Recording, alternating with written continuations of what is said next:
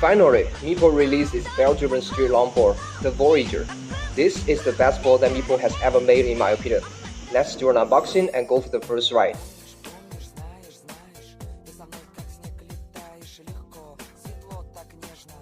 This board built on a bamboo and a fiberglass deck. It should be flexible, absorbing some shock that comes in its way. The deck is 38 inches long and 10 inches wide. The grit tape is very grippy, and if you take a closer look at it, you'll find it's a shock absorbing foam grit tape that will give you a little extra shock absorption than the standard grit tape. It has a very shallow concave which is great for casual cruising and longer rides.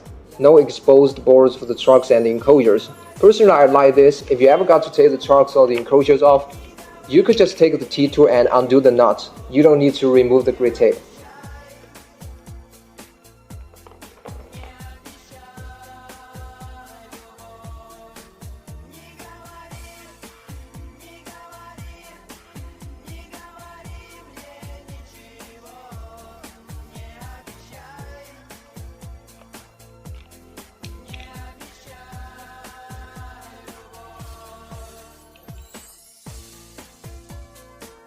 The enclosures looks awesome and their materials and textures look great. Both enclosures are very well sealed. The battery is swappable by removing the 6 nuts. It's got a battery indicator bar here. You can push it. It shows how much battery you've got left. The power button to turn on the board is down here by the ESC. But I don't think you'll ever need to bend down to push the button, because this board has push to start. The board turns on if you just push it a little bit.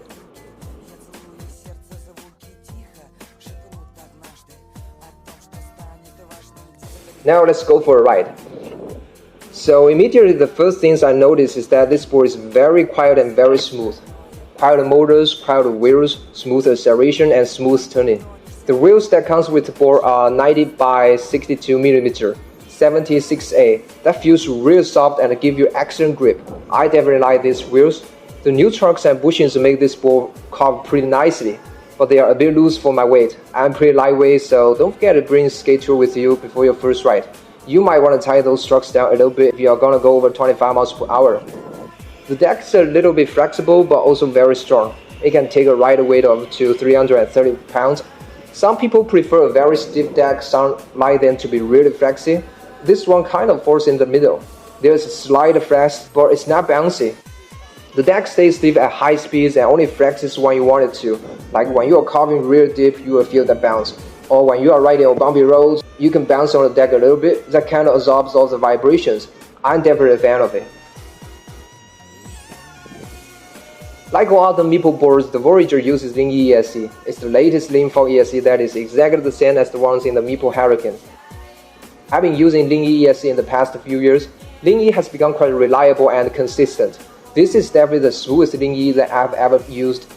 Of course, it's not as smooth as Hobby Wind. Hobby Wind for me is a little bit too smooth. Feel like there's a 0.5 second delay when you accelerate. The remote is the new M5S remote with the display. It's kind of small but not too small. I like the size, but it may not be as good for people with a bigger hand.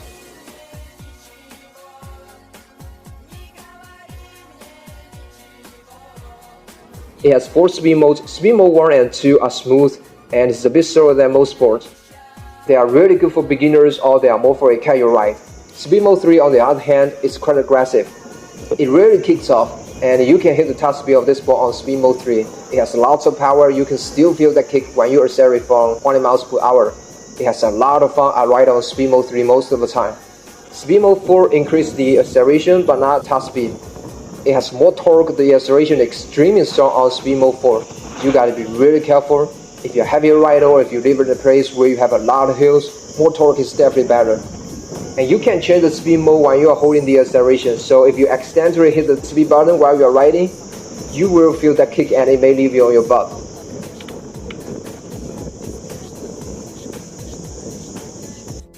The brakes are adjustable. You can change the brake modes like how you can change the speed modes. It has 4 braking modes. Brake mode 4 is stronger than most boards. I like strong brakes. I always leave it to brake mode 4. And when you are cruising at higher speeds like over 20 miles per hour, you will find the brakes are strong but also smooth. It's predictable and intuitive. The boards will stop as soon as possible, but the wheels won't slide. Braking is not a problem at all. And when you brake at a full stop on a slope, it actually locks the board. It won't slowly low down the hills like the board using Hobby Wing ESC. This board is powered by a 518 Wh 12-3P battery made of Samsung 40T cells. That's really awesome. Comes with a 3 amps charger. The battery should be fully charged in about 4 hours. Electric skateboards are getting heavier and heavier as they start using bigger batteries. This board is a little bit heavier, coming in at about 24 pounds. It's not super light for you to carry in your arm for a long time when you can't ride it, but it's long enough to be pulled. You could also choose the 346 Wh battery version if portability is your priority.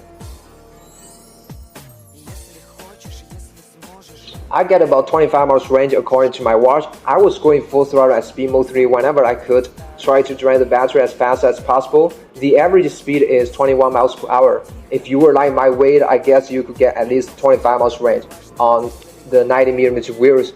But a lot of things affect the range. The roads you are riding on, the weather condition, your weight will affect the range. And the different wheel setups that you are using will also affect the range. If you were going slower, I think you can get the claimed 31 miles range. The top speed I was able to get on these wheels was 28 miles per hour. This is not the top speed of this board. You know, different wheels, different size gears will not only affect the range but also the top speed. Meepo claim to have a top speed of 40 miles per hour if you're using the 110 Cyclone wheels with 30T pulley setup. So if you want to commute with it, it has great rideability and it's portable. If you want to take it out on a group ride, it has great range and power. This board with shallow concave will also give you less foot fatigue on longer rides. If I could only have one board, I guess this is the one I'm gonna get. Short boards take more effort to ride and all-terrain boards are just really big and bulky. Alright, thank you guys for watching. This is just my first quick impressions on Meepo Voyager. Please leave a comment down below if you have any questions. You know, this board comes with 4 free Cyclone wheels. I also wanted to test them out. That will definitely take this board to the next level. So don't forget to subscribe if you want to see more contents about this board. And I'll see you guys in the next video.